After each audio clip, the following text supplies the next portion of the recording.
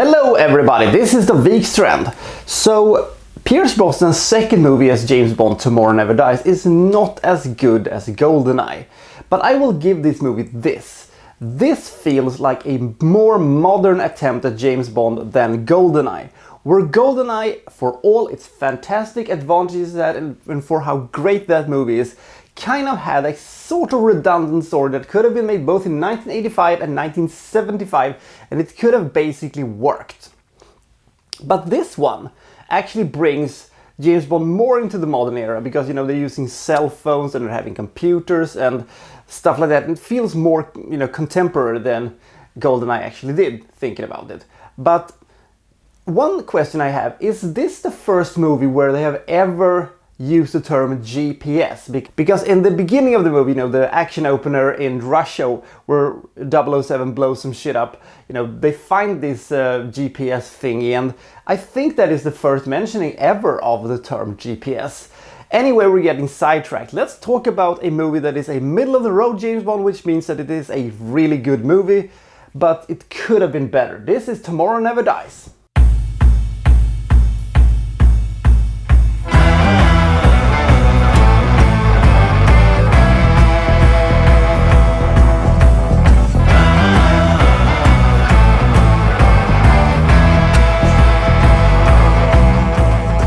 Jonathan Pierce, he plays Elliot Carver, who is the CEO of the Carver Group that essentially owns lots of TV stations and newspapers and have their, you know, small little fingers into lots of honeypots. And they are essentially sort of Google before Google was a thing, because at this point, internet was, you know, taking baby steps towards becoming this huge phenomenon, and still at this point, cellular phones were still not every man's possession, but it was, you know, growing rapidly. But the thing is that they essentially control a lot of the information and media flow throughout the world. And as the movie begins, the Carver Group stage an incident in the South China Sea where a British military boat is sunk, and they blame the Chinese, and the Chinese says they didn't do anything, and the tension between China and Britain is escalating fast.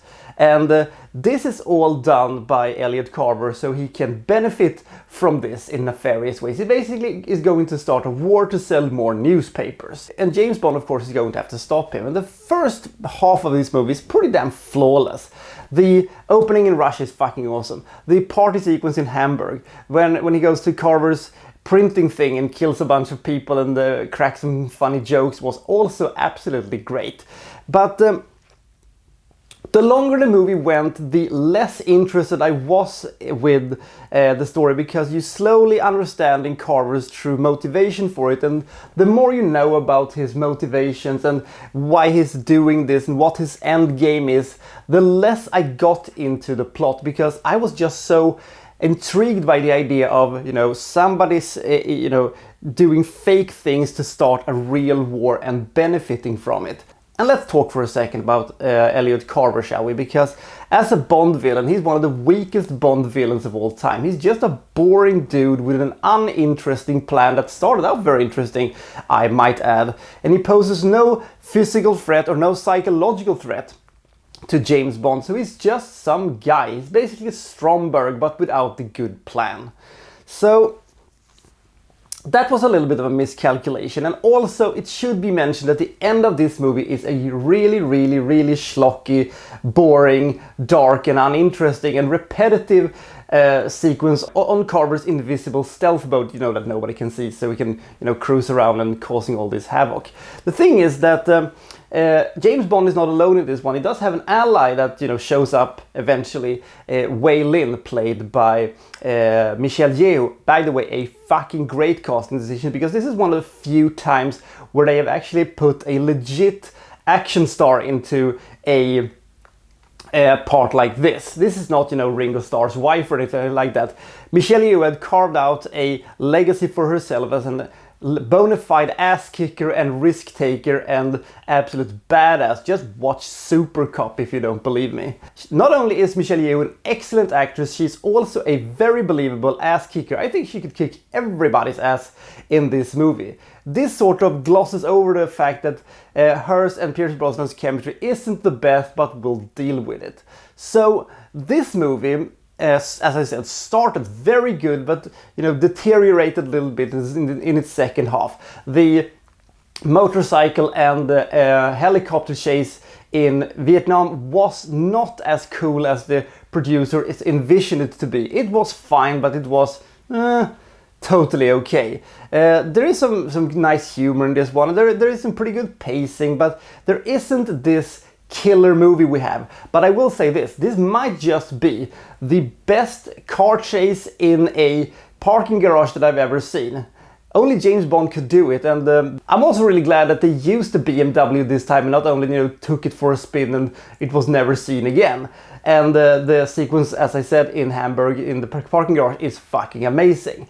So should you see Tomorrow Never Dies, it is a pretty okay James Bond film, a middle-of-the-road James Bond film, because the start of it is very good and the finale of it was not as good, but you're never bored about it. It is never bad, and the pacing is pretty decent, but could they have casted somebody else than Terry Hatcher as an actual factual ex-girlfriend of James Bond, because Terry Hatcher is not a very good actress, and in this movie it looks like she wants to be absolutely anywhere else, just not in this movie. Her role isn't that big and she doesn't make a big impact on the rest of the story, but come on, couldn't you have casted anybody else? So in the end, Tomorrow Never Dies is a pretty fast-paced, pretty fun and entertaining Bond film, but and sometimes they have a little problem balancing the more grim stuff with the more humoristic stuff. So it's a little bit of a mixed bag sometimes, but generally speaking, this is a good movie. Tomorrow Never Dies is a big eventful Bond movie. I give it 66 points. A good action sequence, a good pace, some unique moments and some creativity covers up the fact that we have a bad Bond villain and a story that makes less and less sense the longer the movie goes. But it is entertaining, and it's worth mentioning having one of the most intriguing and unique fights I've ever seen. I'm talking about the fight inside of the silent room. You know which one I mean. So I'll see you next time from Well So and So reviewing, well, such and such. Thank you for watching. Thank you very much.